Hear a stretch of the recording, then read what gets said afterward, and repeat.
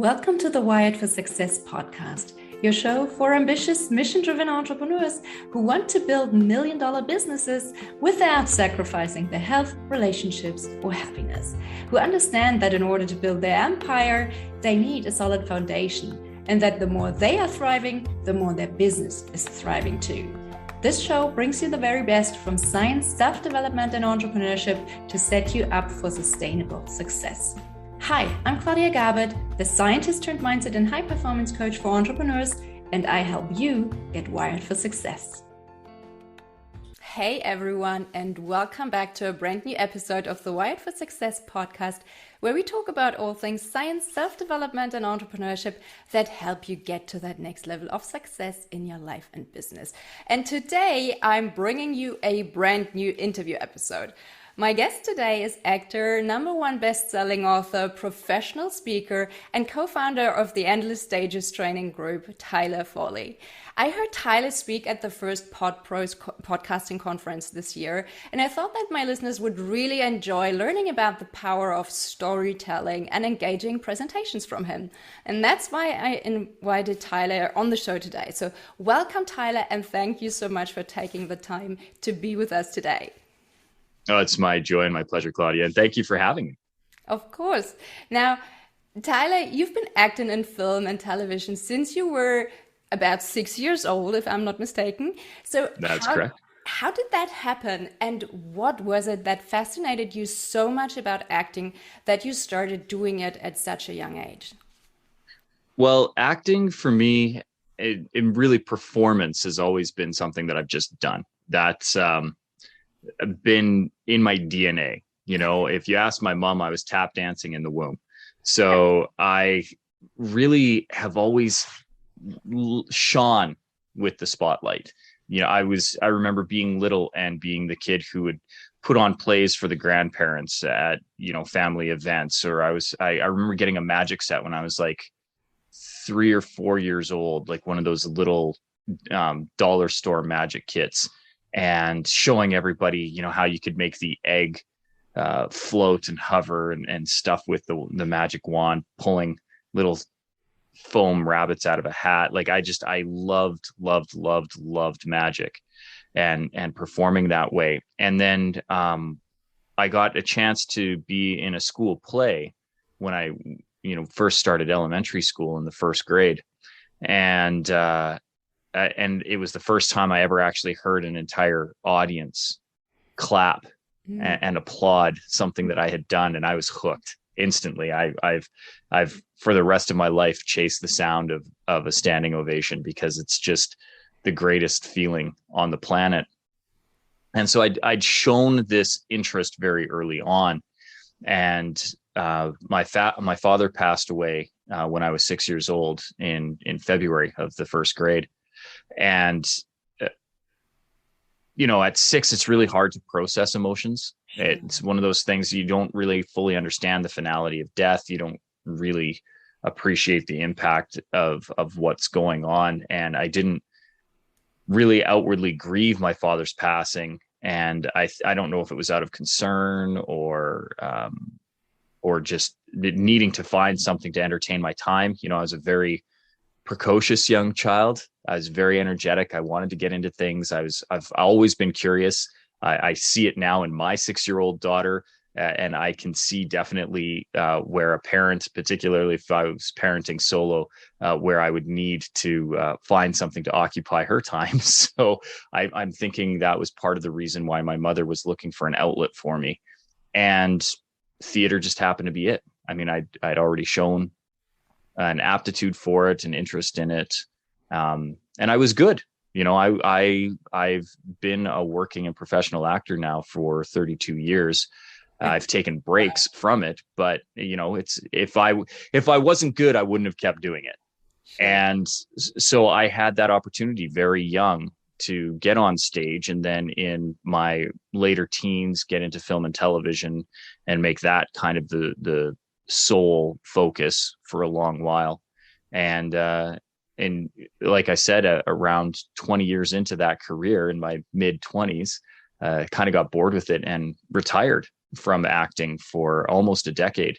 to go back to school and focus on some other pursuits, including starting my first business, which failed miserably, and get married, start a family. All of those things took priority over this art of performance. But at some point in the last couple of years, I've been successful enough in business that I can go back to the hobby.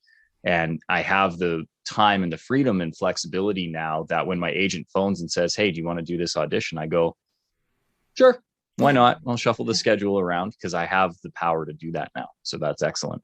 Yeah, that's great. Absolutely. Now, when you look back, do you feel that starting your career that early meant that you had to sacrifice some of your childhood in order to pursue that career? No, that was the funny thing. I never felt, I always felt that it augmented my life. I don't ever feel that it ever detracted in any way. Some of the great lessons that I've learned, who I am, I wouldn't be who I am today. I wouldn't have the personality. I wouldn't have the knowledge. I wouldn't have who I am fundamentally at my core would be drastically different if I hadn't grown up in the theater. And I mean, who needed to make sacrifices was not me. It was my mom. My mom, being a widow at such a young age, my mom was barely 30 years old when my father passed away. And having to raise two young children. I was 6 and my sister was 2. So she was parenting solo for basically my entire life, definitely most of my sisters. And so she needed to sacrifice. But some of the lessons that I learned from that was they say it takes a village to raise a child. I had an entire town rally around my mom. She was well liked. She was the administrator at one of 2 accounting firms in my town. So everybody knew her because everybody had to come through to get their taxes done at some point. So everybody knew my mom. And so we had a lot of outreach. And I don't know how she did it, because I know, the struggles that my wife and I have had raising a child with 2 incomes and decent incomes. So for my mom to have raised 2 children on her own, and for us to I never felt like we didn't have resources or access to anything that we wanted. I never lacked for anything growing up, ever. And so, no, I don't feel that it was ever a sacrifice for me. In fact, it was probably a great benefit. I got private tutoring when I was on set because it's a requirement under the union. So whether I was on stage or whether I was on film and TV, until I was graduated, I had a private tutor. That's a thing that my mom likely wouldn't have been able to afford if it was just a thing that I wanted or needed. And subsequently, I've always been very scholastic. So, I graduated with a 4.0 GPA. When I went back to university, I finished with a 3.92. I finished valedictorian of my graduating class when I graduated from college. So all of those things, I don't think I would have had if I didn't have those opportunities. And on top of it, not only was I getting to play and have fun and do something that I truly enjoyed that ignited my passion, but I was getting paid for it. That sounds amazing. And yeah. And when you're young, you have to put that money into trust. So it wasn't even money I could spend. And my mom was being in an accounting role and understanding money very, very well, was smart enough to put that trust so that I couldn't access it till I was 25. So, if I had been able to get it at 18 or 21, I would have spent an awful lot of that money on Lego and goalie equipment. So I was happy that 25, I had a very sizable amount of money to go back to school and not have to take on too much debt to get through my education. That must have made things a lot easier. Did you feel like it supported your mom as well because you had this income stream, or was it really just about the joy of acting? Yeah, so income wise, it wouldn't have supported my mom because she was only able to take 25%, right, that she could have access to right away. And my mom never took any of my money. My money was my money. And so, you know, it wasn't like she got any financial benefit from my work. Where I think it helped mom was it got me out of the house. It gave me some focus and time away so that I mean, my mom worked hard. She worked 18, 20-hour days. There, particularly in around tax season, from usually beginning of January until the end of April, my sister and I rarely saw my mom.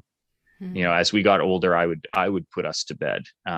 We had latchkey babysitters who would come pick us up from school and feed us and stuff until mom could get home in the evening. My Aunt Terry would take us regularly at her house. We had other family and friends who would come by. My grandmother would come down for weeks on an end, particularly around tax season, and take care of us. So, you know, I think what it did was take one burden off of my mom, so that she knew I was away. Particularly when I got into my teens and I attended the Alberta High School of Fine Arts, I actually billeted away. So for my last 3 years of high school, I didn't actually live at home. I lived away, which again was a great benefit, because by the time I got to be, 17, I didn't even get to the age of majority. And I moved out to Vancouver to pursue acting professionally, and was able to run my own household at 17 and 18 and budget and pay rent and do all the rest of that stuff. So again, the benefits were immeasurable when I look back on it. And I'm constantly learning in retrospect how incredibly blessed I was and how much grace was in my early childhood. Despite what many would see as obstacles, I flourished. Wow, that's a great story. And I know that you're a father now. So if your child wanted to pursue acting at a very young age, you would encourage her, or would you still have? So not only would I encourage her, I would listen when she doesn't want to do it, because my daughter has a resume that rivals mine right now. Wow. The first gig that she ever had as a actor was at 11 months old. She was in a commercial. She's modeled. She's done some fantastic runway and print stuff. She's appeared in a few television shows and a couple of commercials. And then 2 years ago, she said, or I guess it was a year and a half ago, she stopped wanting to do the auditions. It wasn't fun for her anymore. And so I phoned my agent and I said, she's out for the time being. And, my agent understands. And I think for my daughter, similar to me, like I really, really got it. Auditioning was a social thing for her. Mm-hmm. It was fun to go and get dressed up and meet the other kids in the casting room and meet the other people and get to go in the room by herself. Like she was treated like an adult, right? Because when you go and you audition, the casting director will take her in, and I don't get to go into the room. Like she goes, unless it's something where we're auditioning together. And so she liked being special. I think she felt really special. And over the last 2 years, the auditions have gone to self-tape. So I have my studio and we come down and we record here. But that's not fun. That's coming down the stairs into the basement. And she doesn't really like the basement because it's daddy's area. And it's not fun down here. There's no toys down here. There's no other kids down here. And after about probably the 6th or 7th self-tape, she started getting really attitude-y about it. And I remember saying, well, do you not want to audition? She's like, no. I was like, and as soon as she said it, I was like, well, then we won't, because I'm not going to be that stage parent. You have to do this. Like, I did it because it was fun. I remember when I walked away from the business at 25, it was because it had stopped being fun. And I certainly wasn't going to force that on my daughter. So so she has stepped away from it, but if she wants to get back into it, absolutely, I'm going to encourage her to do it. And if she doesn't want to do it, absolutely, I'm going to encourage her to do whatever it is that she wants. That's What right. her passions are is what she's going to get the opportunity to explore. Right now, it's art. She loves physical media. She's painting, she sculpts, like she's 6 years old and she crafted a mini dollhouse out of paper. And it's like, I remember what I was doing at 6 years old, and I think I ate more glue than I actually applied to the paper. This house is like structurally sound and looks like one of those things you'd see in an architect's office. And she's 6. I am blown away. And my wife is a project manager. She used to draft and build houses, and now she manages multifamily, multi-unit construction. And even she's like, I don't know where she learned it. I think what we think is that she looked through one of my wife's textbooks and copied some of the design. But even that, like the fact that she was able, I'm blown away. So I don't know what she's going to be when she grows up, but whatever it is, I'm going to support it. Sounds amazing. She sounds like an incredible person, and it's Oh, gonna she be is. so interesting to see what she will become one day. Every day is a fascination to me as she grows. Like just watching her go from, squishy, tiny blob of flesh to this fully developed human being. Like even the last year from the kindergarten to first grade has been mind-blowing to me. Her vocabulary, the language that she uses, mind you, it should be no surprise because my wife is a project manager and very educated. I am a public speaker, so we don't dump down our words around my daughter in any way, and never have. And she goes to a school that really encourages language and communication. So the fact that she's able to articulate the way that she is of no surprise, but it's still surprising when she does. Like she has reasoned argument. She has debates, and not like 6-year-old temper tantrum debates, like very reasoned, no, daddy, this is how it is because if X, Y, and Z. And you're like, I can't argue with that. She's right. She's wrong. I need her to do it my way because I'm the parent and I understand the reality, but she's not wrong. It's scary. And it's fun being a parent sometimes. And sometimes it's scary. Now, as I mentioned before, you're an actor, you're an author, you're a speaker, and a coach. Which of those roles would you say you enjoy most and why? Well, I am not one thing. I'm all things at the same time. And I think that's what I like the most about it. So when I'm speaking, I'm still acting. I still get to perform. I'm on stage. I get to put on a show, right? Because I want my presentations to be engaging and entertaining. And I never want it to be just speaking for speaking's sake. So I'm always coaching or instructing in some way, whether that's one-on-one or on a group. So for me, I would say I have found the perfect vocation that allows me to be all things at once. And that's why I have such satisfaction in my life currently, why I wouldn't be doing anything else, because I am meeting all my needs in one go. And that is truly one of the greatest blessings of my life right now, that I've been able to find this niche where I don't have to put on different hats. I can wear them all at the same time and be satisfied. That's perfect. To find this sweet spot where you can just be yourself and get paid for it, right?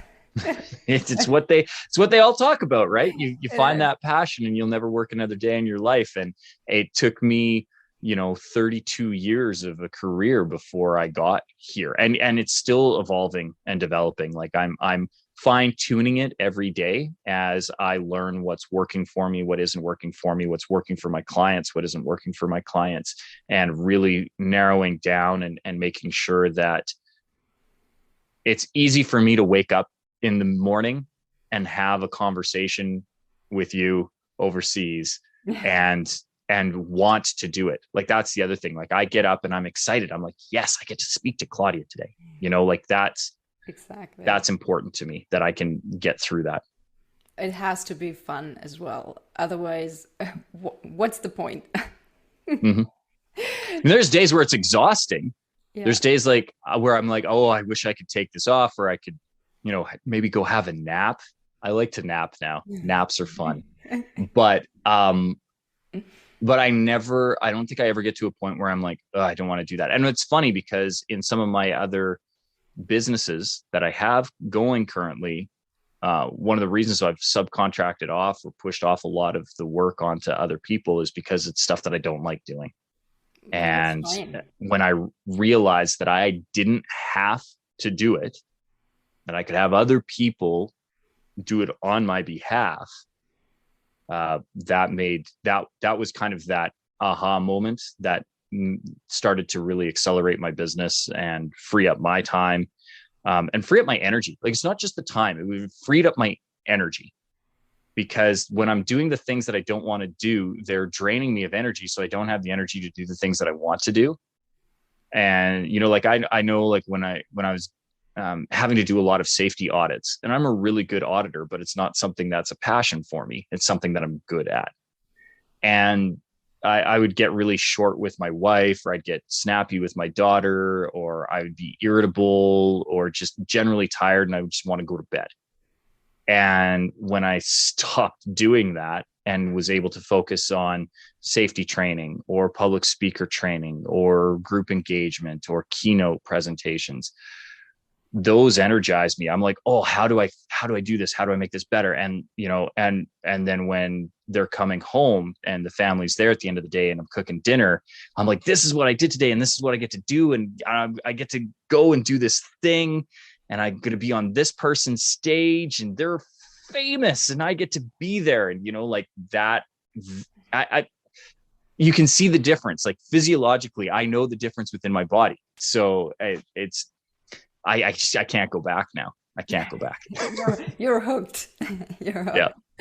Now, as someone who has done quite a bit of acting and speaking, what are your 5 best tips that help speakers deliver a stellar talk? I don't even know that I need to break it down to 5. I could probably give it to you in 3. The first one is, the thing you're afraid to say is probably what your audience needs to hear. So many people are so afraid that if they say this thing, that the audience will know. And then now what? And it's amazing when you come and let that thing out into the world, the impact that will have. I coach a phenomenal speaker. Her name's Charlene Madden. And I met Charlene when I was presenting at an event called Life by Design. I was the second last speaker to go. And the keynote that day was another phenomenal speaker by the name of Jared Morrison. And he does a talk called The 10-Minute Time Machine. Now, what you need to know about Jared is he is a life insurance salesman. And for many, many years, battled mental health issues, particularly around addiction, both chemical and alcohol. And he was married, but then divorced because of the issues that crop up when you are battling those issues.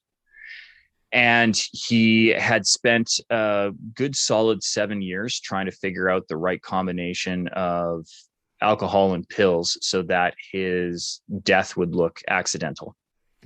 And that was his goal. And he did not have custody of his kids. He didn't even share custody with his kids. His ex-wife had sole custody. And the one day that he managed to figure out the right combination happened to be the first day in 2 years that his kids were allowed to be at his house. His wife needed a break. Her and her new partner just needed a day, and he had faked sobriety enough at a family event that they figured that they could trust him enough with the kids. And he put them to bed. He went to sleep himself, but his routine was, you get up at 11 o'clock at night, you go to 7-Eleven, you go to the pharmacist who doesn't ask any questions, you go to the late night liquor store, you get I think he got like Rice Krispie squares because it was the only thing that his stomach could handle when he was going through this routine. And then he would pump himself full of these chemicals. And so he literally woke up in odd, 7-year routine, forgot that the kids were there. And then he started going through this and then kind of realized something was off. And when are the kids there? And he must be hallucinating. They couldn't really be there. His wife would never leave them with him, kind of thing. And so he goes back to doing his thing.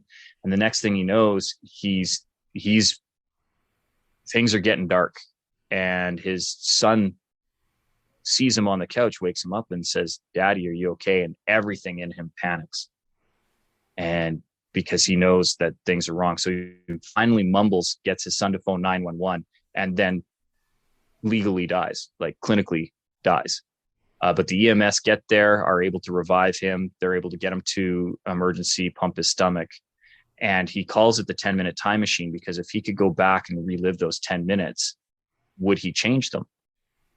And his answer is no, because in hitting that rock bottom moment, he realized how valuable his life was. So his whole goal was, he thought his children would be better off if he wasn't in this world. And so that was his goal, because if he died accidentally, he had a better payout on his life insurance. He obviously, selling insurance, he knew exactly how to work the system. He wanted to make sure that they were financially well off. And he figured he was just a waste of space in the world. And in that flash, when he saw his son, that gave him the reason to fight and want to keep going. Because if his son wasn't there, he would have just relaxed into the darkness and let it all go. But he fought for his son, and then he realized that he actually had a thing to fight for, and that his son would not be better off. His daughter would not be better off without him there. They needed him there, in fact. And so the 10-minute time machine was this talk about the analysis. Now, I give a very poor rendition of it. When he tells it, it's 45 minutes where you're laughing, you're crying, you're sobbing, you're relieved, you're elated. Like, he takes you on this journey that is phenomenal. But it's a scary thing for somebody like him, who's in life insurance, to say, I wanted to kill myself. Yeah. Definitely. And when he told this story, Charlene was in the audience. Charlene had been gifted a ticket to Life by Design by a friend. Out of politeness, she agreed to go, but it was going to be the last thing that she did, because she had a spot picked out in the woods. It was a weekend event, Friday, Saturday, Sunday. She had a spot picked out in the woods for Monday morning. She was going to go with her gun, and she was going to take care of herself, because she felt that she would be better off, that the world would be better off without her in it. She heard Jared's story, started to cry, had impact on her. She reached out for help. She said, "This can't be the way. If this man could do it, I can do it." And I'm convinced that day, Jared was speaking to a room full of 80 women, and he was only needing to speak to one. There was only one person who needed to hear that message that day, and that was Charlene. And here's the funny thing. Charlene reached out to the promoter. She said, this is what happened. This is how I feel. I'd like to talk about it at next year's event. And the promoter agreed to have her come on. And Charlene, I think, was the last person to speak that day. She told her story about hearing Jared speak about his struggles. Another speaker there, Vanessa, talked about her struggles with suicide. She mentioned me about how, I was talking about choices in life and how the choices have impact and a ripple effect and the compound effect of all of that, and letting yourself go to fate and being surprised by what life actually has in store for you, as opposed to trying to push against the currents that are pushing you. And she cited all these things as moments that changed her, and that she needed to make the change. Well, in saying that, there were 3 people at that year's Life by Design event who were all at various stages of planning their own demise, who then came and talked to Charlene and said, "I need help." So Jared, having the strength to say the thing that he was afraid to say, had an impact on one life. And he only needed to have that impact on that one. But in saving that one person's life, that then turned around and saved 3. And who knows how that continues to ripple out, because I don't know, because I haven't followed this trend, but I was able to witness it twice, not once, but twice. And to me, that was divine influence, because Charlene had reached out to me and asked if I could help her a little bit. And I was more than happy to do it. And she is a natural talent. I provide a little bit of guidance, go do this. What she does, she's doing all on her own. So I want to make note that I'm not taking credit for Charlene's success. She would have done it with or without me. I'm just graced to have her reach out to me for advice when she does. But I've seen her just have massive impact on the world. That wouldn't have happened if Jared hadn't said a thing. And so now I know that I need to let everyone know that they have a story. We all have stories, and we all have the ability to impact a life. And it doesn't need to be like, you don't need to speak to 10,000 people. I was lucky to have a total audience reach of over 2.5 million people last year. I'm still only speaking to one person. If only one person hears my message and it has impact on them, then I have done my duty. I've served the way that I need to. If more do, great. But sometimes we just need to impact that one person, because that one person goes on and has incredible change. And then can impact other lives. And so it was the wake up for me. Yeah, those positive ripple effects are just incredible. And it's one small spark that can spark a fire, right? You just need one tiny thing and it can stir the whole fire. Now, yeah. And I realized that I only gave the one out of the 3 bits of advice, and that is the thing you're afraid to say is the thing your audience needs to hear. The other thing that I would tell anybody who wants to be a speaker is that the audience is on your side. We don't go to these events thinking that they're going to suck. You know, like I don't come and I'm not like, oh yeah, this Claudia, I hope this is a horrible conversation. I hope this is just awful. You know, nobody's tuning into your podcast going, well, I'll download this episode, but I really hope this Tyler guy sucks. I hope I get no value out of it. Right? Like we don't do that. We just wouldn't go if we weren't there. So if you have an audience, they're on your side. They want you to succeed. They want you to provide value and information. And you are the expert. If you've been given the opportunity to speak, we don't ask second best. We ask the person who can provide the most value to come and do the presentation.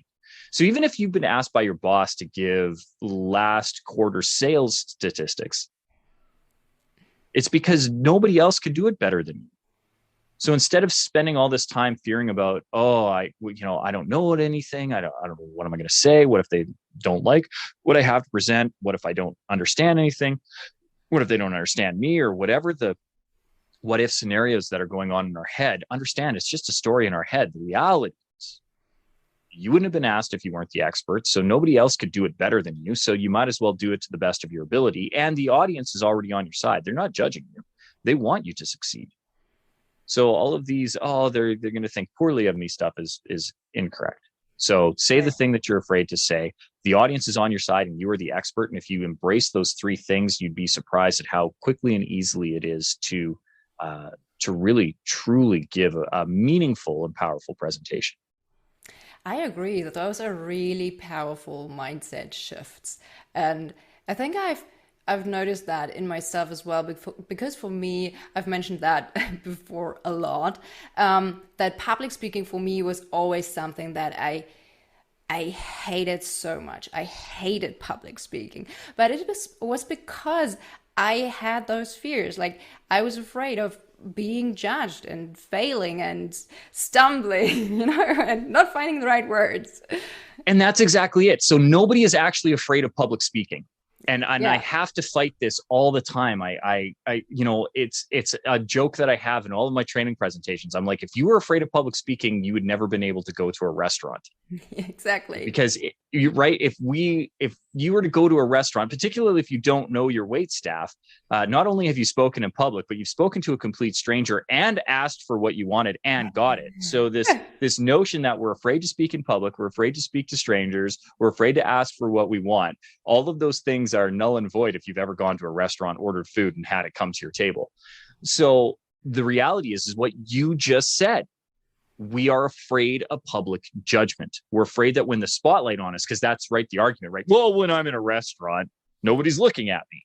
I'm like, well, no, your waiter is looking at you, but I get that nobody else in the restaurant may be looking at you.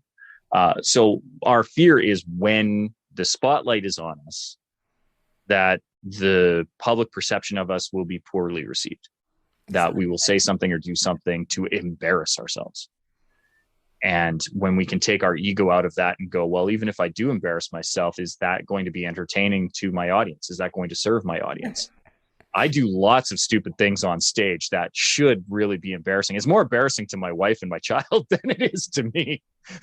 But it serves my audience. They have a laugh. They get a good, especially when your book is called The Power to Speak Naked. Like, that's a thing that needs to be addressed up front in just about every presentation that I ever do.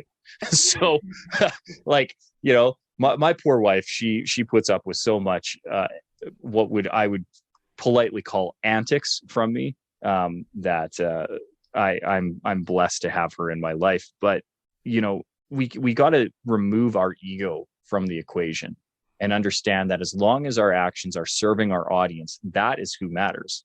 When you focus on your audience, it's really hard to focus on yourself.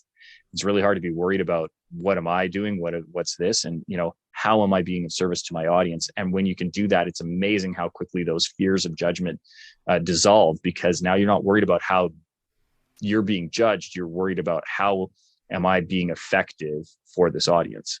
Yeah, that's a great way to look at it. Just change the perspective to how can I deliver value to my audience. Now, one common problem that's really that a lot of aspiring or even seasoned speakers have is stage fright, which is very closely connected to what we've just said. So would those be your best tips for overcoming stage fright as well? Or do you have a special tip for that? So it's in combination. So stage fright is a real thing, right? Fear of public speaking, not real thing. We've dispelled that myth. Stage fright, real thing.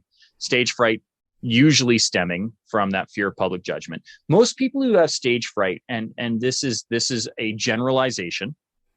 So I want to put that up front. This is not everybody who has a fear of public speaking, but for the most part, most of the private clients that I've worked with, when they have a fear of public speaking, it usually stems from one of two types of incidents.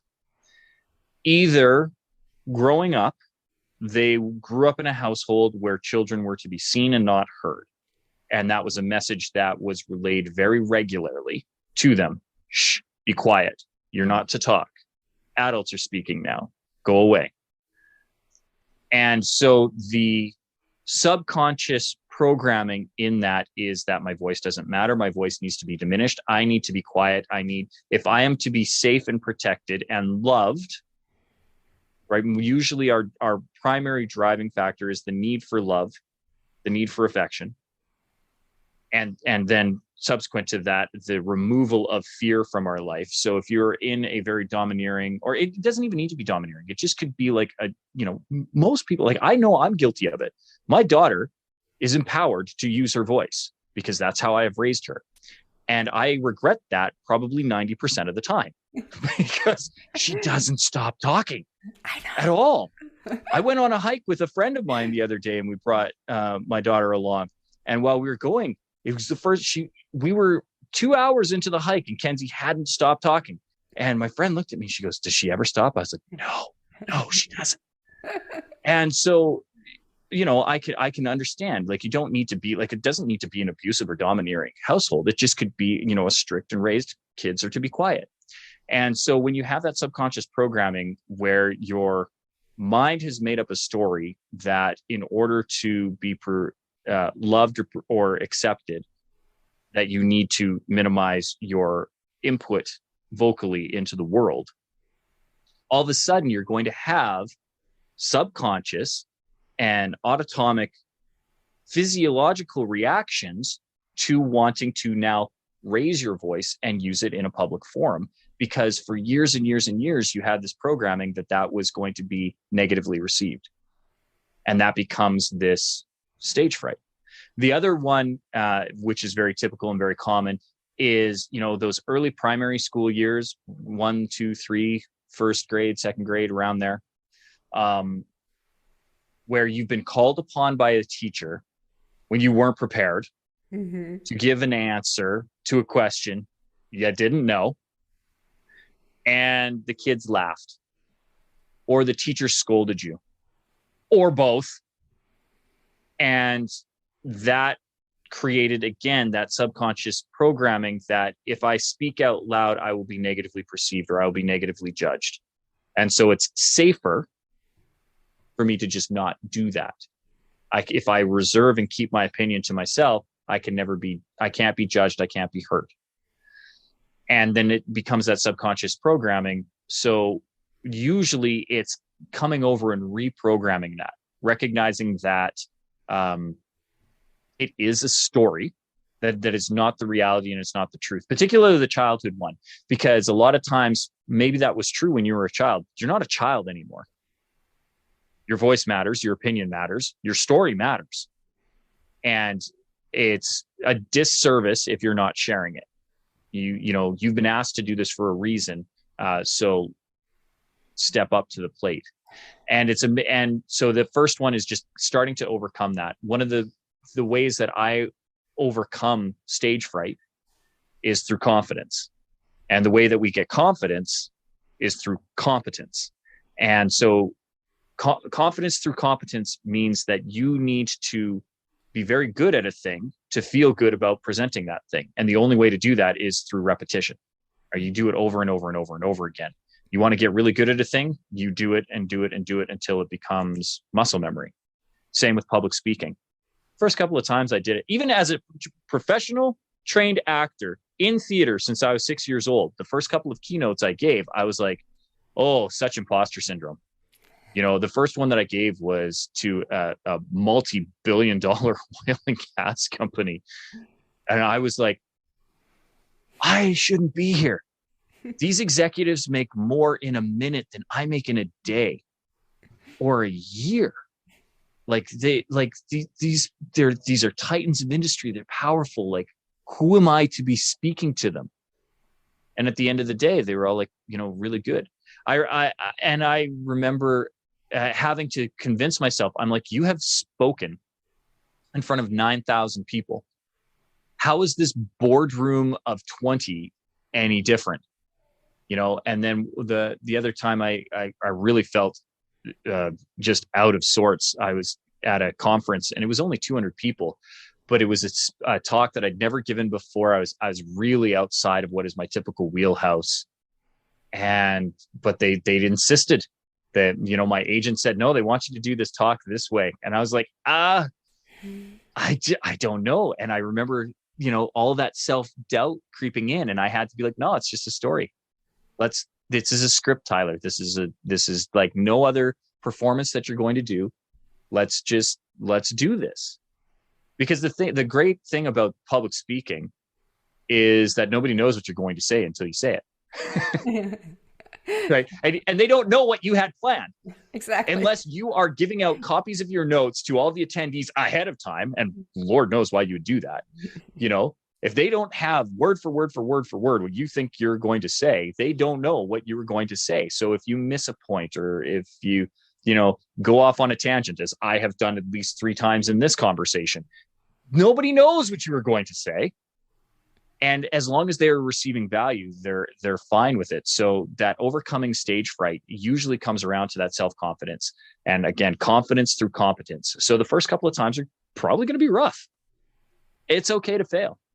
Embracing failure is probably one of the biggest things to overcoming any fear, right? I remember when I first started goaltending, I didn't know what I was doing and pucks were flying at my head, but I knew that I wanted to do it. And then the more I did it, the better I became at it. And I'm still working on it. I've been goaltending now for 30 years. And even yesterday, last night, I was on the ice working on new things. Some of them worked, some of them didn't, but I was still learning from it. So I never stopped speaking. The reason I did 250 podcasts last year is because it gives me an opportunity to get out and practice my material, do it. You look at stand-up comedians. Before they ever do their Netflix special, they're sitting in tiny, tiny clubs with 20, 30 people. and they're going over their material and they're going over their routine and they're seeing what's landing and they're seeing what isn't. A Netflix special is, that 1 hour of material probably took 3 years of preparation minimum to get going. So you want to get good at a thing, you got to do it. I want 6-pack abs. I can't watch a workout video on my TV. I actually have to start doing sit-ups or crunches or doing something, right? The theoretical knowledge will never do me any good until I actually apply it in real life. That's so true. And I totally agree. And I actually had both of those types of experiences in my childhood when I grew up. So no wonder I was I was having those panic attacks when it came to public speaking. But I agree that you just have to face that fear. So for me, it was all about having my own little exposure therapy, starting my own podcast, starting public speaking, just doing it, just like you said, because that's how you can overcome it, right? Yeah, it's the doing it. And now, to be fair, one of the things that I talk about in my book is having a pre-talk routine, particularly when you're initially starting out. And a lot of what we talk about is that mental focus, visualization, and breath work. Yeah. And your pre-talk routine doesn't need to be very long. I have one that is 8 minutes. Like these are the things that must be done prior to a talk. And a lot of it is breath work and visualization. I have a longer pre-talk routine. Like if I can, there are nice to have things. Like I like to walk the venue. I like to sit in other seats. I really like to be able to push my DNA and my energy into a room. So if it's my event and I can actually walk and I can have like a half an hour to myself, I can do the tech rehearsal and do all those things. Those are things that are nice to haves. But regardless of where I am, what talk I'm doing or how much time I have, I always have this 8 minutes where I'm doing some prana breath. First I do a focus cycle, and then I do a power cycle, 4 minutes each. And while I'm doing those, I'm doing visualization of me being on stage, getting the standing ovation, seeing smiling, receptive audience members. It helps again with the routine. This is a nice to have, not a must to, but if I've met audience members ahead of time, like if I can do a meet and greet up front or like welcome people into the auditorium or the area, so that when I go backstage to do my warm up, I actually have faces. I'm like, that was a friendly face. I want to focus on that. I want to see if I can seek them out in the crowd, picture where they're sitting, see if I can find them. It's actually really one of the things that I find amazing when I get the opportunity to do that is the number of times where I picture somebody sitting, because I'm usually meeting them in an ante room or like in a reception area. And then they come into the auditorium and I'm visualizing backstage. But the number of times where I visualize somebody in, say, row C, seat 12, and I look, they may not be in C12, but they're in like D11. I'm usually really like, I tend to, when I'm doing my visualization, it's eerily sixth sense. I am not clairvoyant in any way. I don't pretend to be, psychic at all, but I found it really, really interesting. The number of times where I have pictured somebody sitting in this general area, and that when I go to seek them, that is where they are. So when we're first starting to try to get over stage fright, those would be, some techniques where if you can do the breath work, you can do the visualization, because at first it's okay to be scared. Like you said, you have this programming and it takes a while to reprogram. Yeah, and a lot of it takes repetition. And so until you've done the thing enough times that it's no longer scary, it's still scary.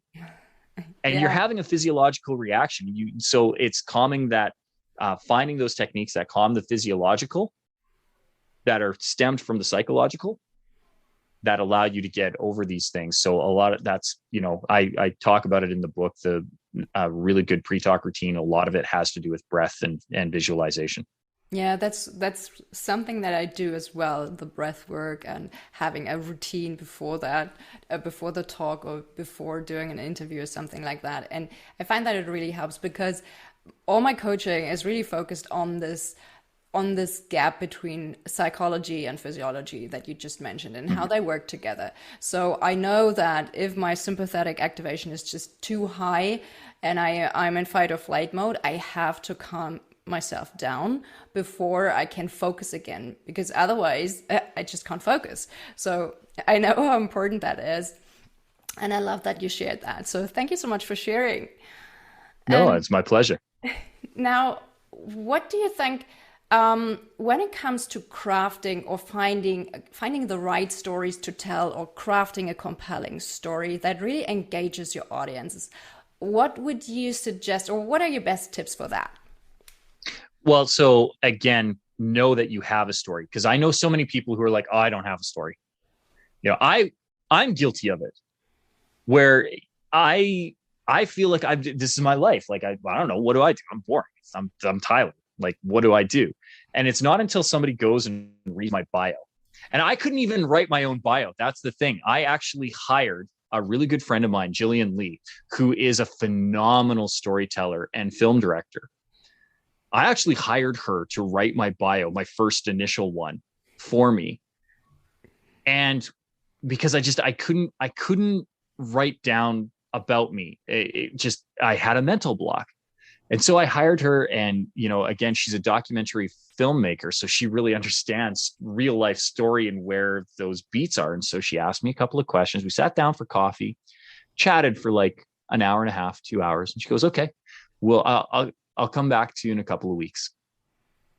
And she came back, and she, you know, she's listing off all this stuff, you know, acting since 6 years old, you know, film and television and stage, had a medical incident at 17 that left him paralyzed for a year. You know, father passed away at 6, been in film and television, you know, including Scary Movie, Freddy Vs. Jason, Door to Door, musical Ragtime, like all of these highlights, and you get your life flashed at you. And I'm looking at it, and I'm like, well, that's all true. It still feels wrong to me. I'm like, but that's not me. That's like, that's this extended version of me. Like, they're cherry picked highlights. It's not who I am. And yet, guess what? I mean, it is. That's who I am. That's what created me. That's how I've become who I am. You know, 3-time businessman. 2 have failed miserably. 1 is exceeding beyond my wildest dreams. And the lessons from those failures too, like all of those things were important milestones in my life. I wouldn't be where I am today if it weren't for all those things that happened in the past. And so when she was able to put all of this stuff down, I was like, wow, I really do have stories. And then I thought back to how she plucked them out. And then I was like, you know what? I'm going to do that with my clients, because the number of ones who come to me and say, oh, I don't have a story. And I know they have a story. You know, I know they have a story. They don't have a lens for it.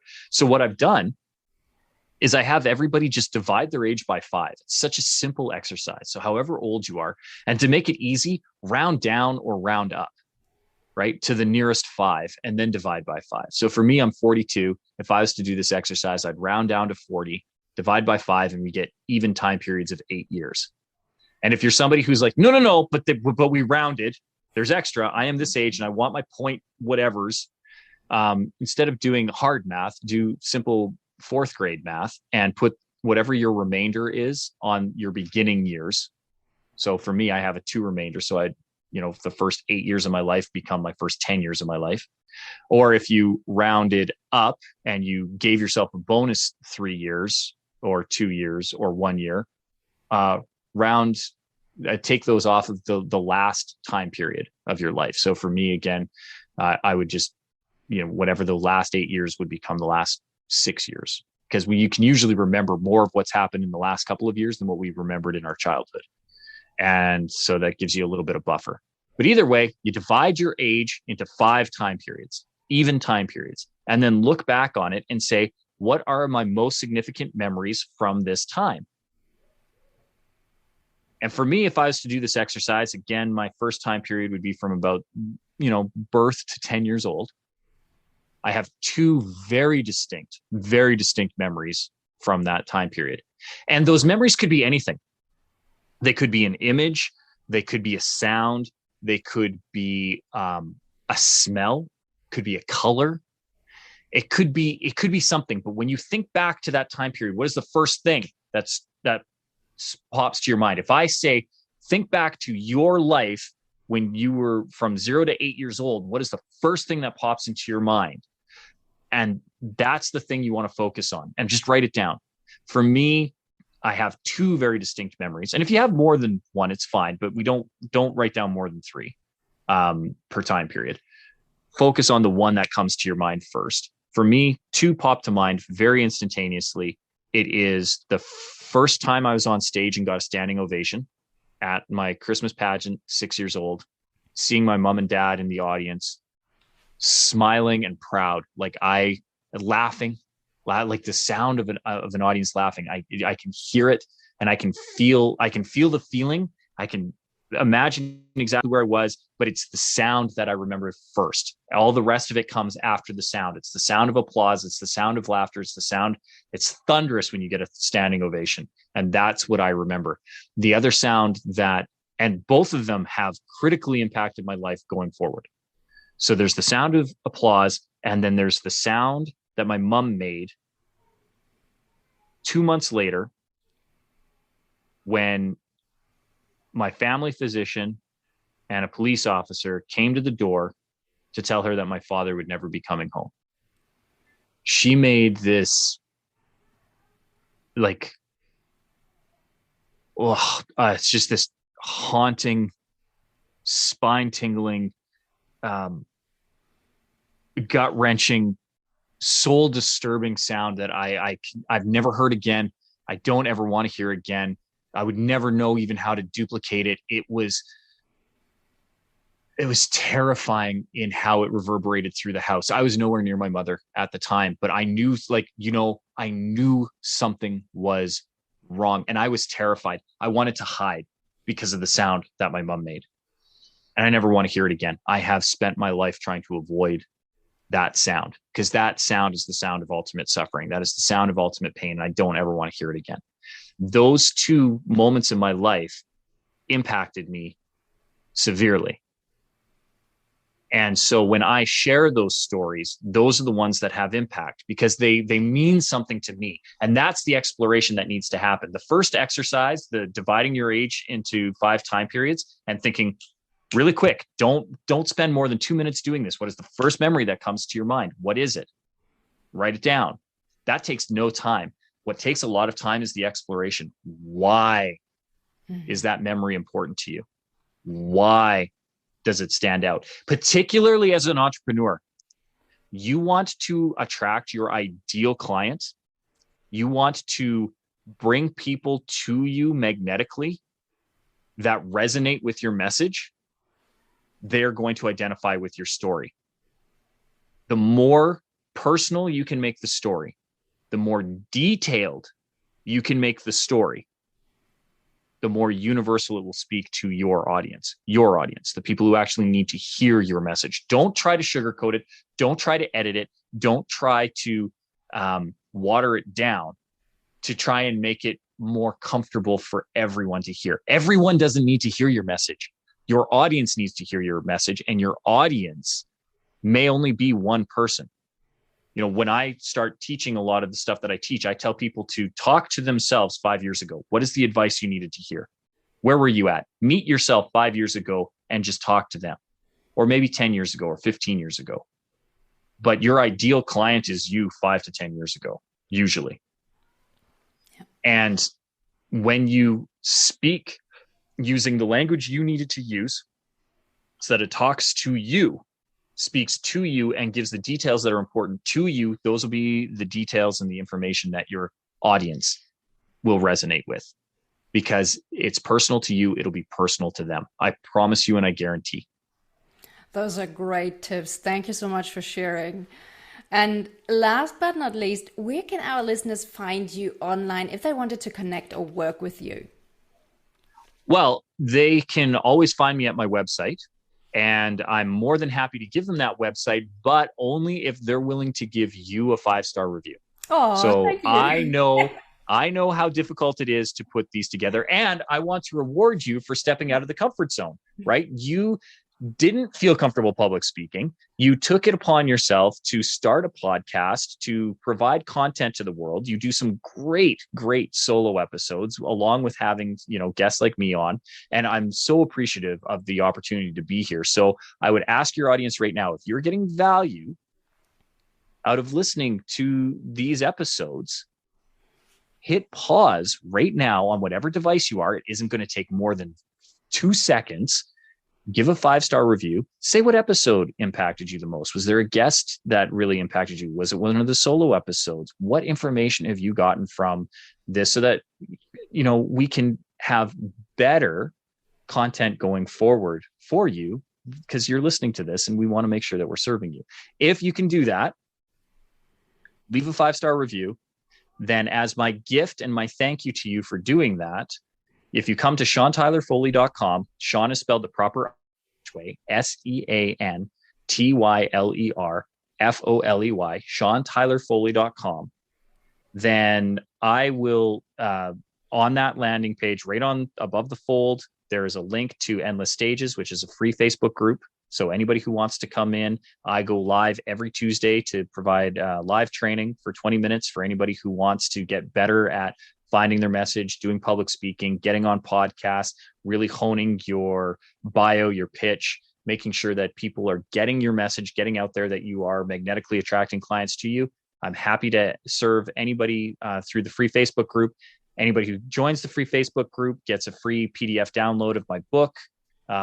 We give them access to a whole bunch of my free training videos. So we want to make sure that we're rewarding your listeners for coming through the website by giving them a whole ton of freebies on the back end of it. But I'm only going to do that if they agree to give you a 5-star review. No 5-star review, no book for you.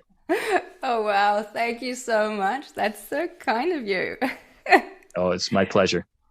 So again, thank you so much for sharing all those great tips and insights with us today. I think this was super helpful for our listeners, and I really appreciate it. Take care and talk to you soon. Bye. Thank you so much for listening to the Wired for Success podcast. I hope you've enjoyed today's episode. Before you go, I'd love to invite you to an amazing event that I will be co-hosting in January. From January the 23rd to January 26th, my friend Dr. Ron Kaiser and I are going to host a global virtual summit on habit change and high performance habits. This event is designed for ambitious professionals who want to optimize their performance in all areas of their lives and businesses.